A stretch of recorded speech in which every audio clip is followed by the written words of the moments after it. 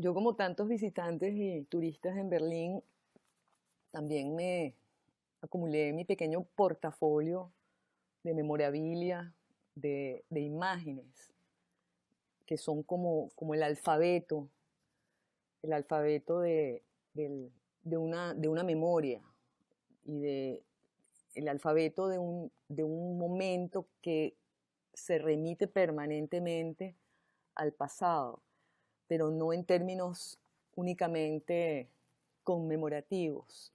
Si hay algo que impresiona en la ciudad es el afán, digamos, reconstructivo, el afán de representar en la materialidad de la ciudad también ese pasado, eh, mm, tanto en lo monumental, tanto en la conmemoración, como en los vacíos, en el silencio, en los espacios que no están ocupados. El parche que es Berlín también representa a la vez el parche que es la memoria, ¿no? La memoria tiene momentos y tiene olvidos, tiene presencia y tiene ausencias. De modo que ahí en la misma ciudad hay una representación de eso que es precisamente el Aufarbeitung, es decir, no solamente el registro, ¿no?, de la memoria, el registro histórico, sino el trabajo sobre la memoria.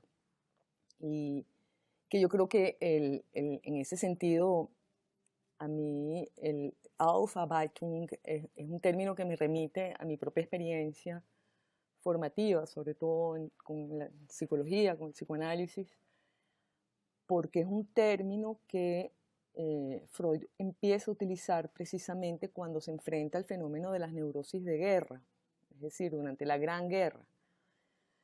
Y lo que encuentra Freud es que hay situaciones que nos sobrepasan y que impiden que ese trabajo sobre la memoria o esa elaboración, que es la traducción que normalmente se usa en castellano para Aufarbeitung, que esa elaboración pues tenga éxito, ¿no? El trabajo de elaboración parece a veces ser interminable, necesitar no solamente el registro, sino una reconstrucción eh, que lo sostenga, ¿no?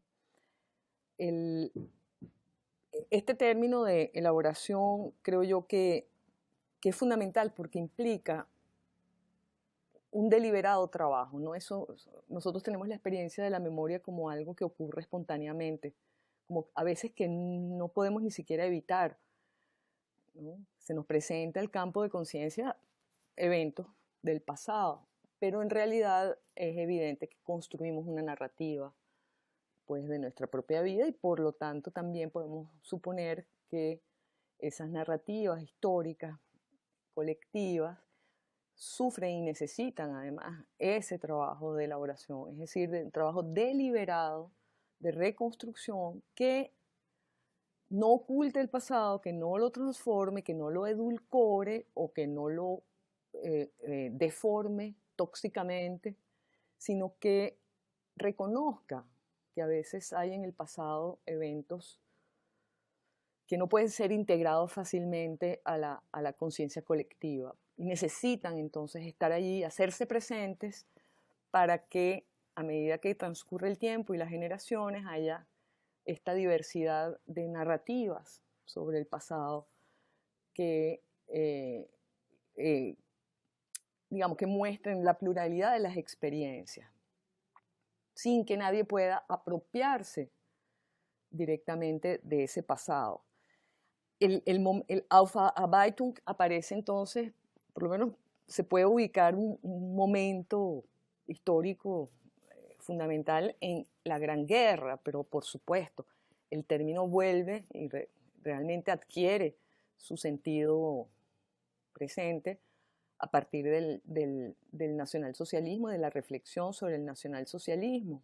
Hay un famoso texto de Theodor Adorno que yo creo muy que plantea el problema desde el principio como un enigma, ¿no? O sea, ¿qué significa, dice Adorno, qué significa la elaboración del pasado?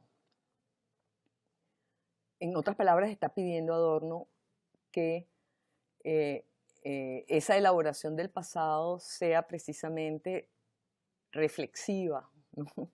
Es decir, considere cómo se arma cómo se arma la narrativa hacia el futuro. Y ahí es donde está lo más interesante del concepto. Lo mismo pasa, por supuesto, cuando ocurre la reunificación. Hay como una línea de continuidad entre esos tres momentos históricos del siglo XX que fueron tan duros y tan particulares, ¿no? En el caso alemán. Y precisamente lo que es interesante del concepto de elaboración del pasado es que implica necesariamente la elaboración del futuro. O, podemos ponerlo al revés, la conceptualización del futuro no puede venir sin una elaboración del pasado. Y yo creo que eso nos toca a nosotros venezolanos de una manera particular. Los alemanes no pasaron por un proceso, los alemanes del este, me refiero al periodo de la reunificación, no pasaron por un proceso de transición política reducible o comparable al de otros países que también transitaron hacia la democracia, ¿no? En el caso alemán, los alemanes del este estaban expuestos, por así decirlo, a priori, a un modelo democrático que era pues, el de la República Federal Alemana. Incluso sabemos que justo después de la caída del muro o del colapso del régimen de la RDA, se planteó la discusión muy seriamente entre los líderes, digamos, del proceso en Alemania del Este acerca de cómo construir esta nueva democracia para el país o, sí, bueno, eso se traducía en el típico conflicto que hay en las transiciones entre rupturistas y reformistas. Pero el asunto quedó zanjado relativamente rápido cuando la idea matriz fue la de la reunificación, es decir, adoptar el marco constitucional de la República Federal Alemana, de la Constitución de 1949, que ya tenía previsiones para la reunificación, o por lo menos lo permitía, sin transformarse, ¿no?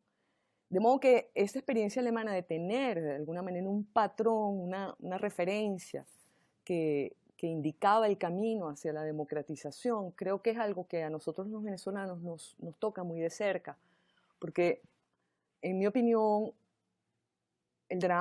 parte del drama político y del conflicto político en el que estamos también se suscita y se continúa precisamente por una falta de consenso entre los modelos posibles de democracia, ¿no? Nosotros, al carecer nosotros los venezolanos de una elaboración de lo que fue nuestro periodo democrático y de cómo podríamos reconstituir aquello que era valioso en ese momento y reconocer los peligros a los que estuvo expuesta la democracia venezolana y cómo los sorteó, porque nosotros tuvimos graves peligros al principio de nuestro proceso democrático, particularmente con las insurrecciones armadas de la izquierda extremista, que fueron manejados socialmente, que pudimos integrar socialmente gracias a ese proceso que se llamó de la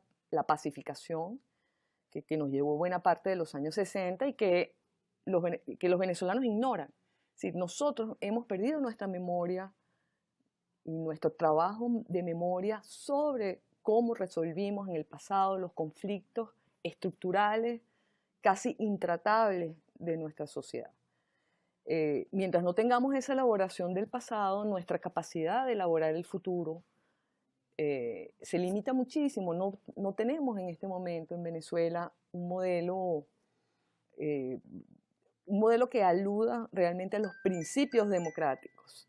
De modo que esa elaboración del pasado debe verse siempre como el requisito, la condición para la,